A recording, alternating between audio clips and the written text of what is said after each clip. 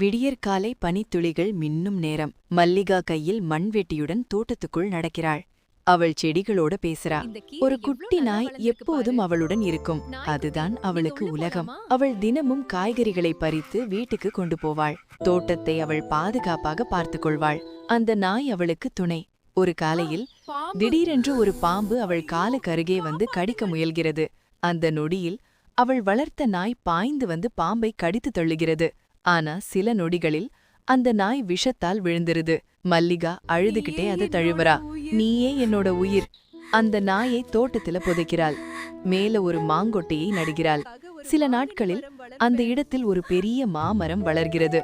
அதன் கிளைகள் பறந்து நிழல் கொடுத்து ஏராளமான கனிகள் காய்க்கிறது. ஆச்சரியம் என்ன தெரியுமா? அந்த மாமரத்தின் கீழ் எப்போதும் ஒரு நாயின் நிழல் போல தோன்றும். அது இன்னும் மல்லிகாவையும் அந்த தோட்டத்தையும் காப்பாற்றிக் கொண்டிருக்கிறது போல. கதையின் நீதி: வாயில்லாத ஜீவனின் பாசம் மனிதர்களை விட ஆழமானது. இப்படிப்பட்ட சுவாரஸ்யமான கதைகள் தினமும் பார்க்க சப்ஸ்கிரைப் பண்ணுங்க.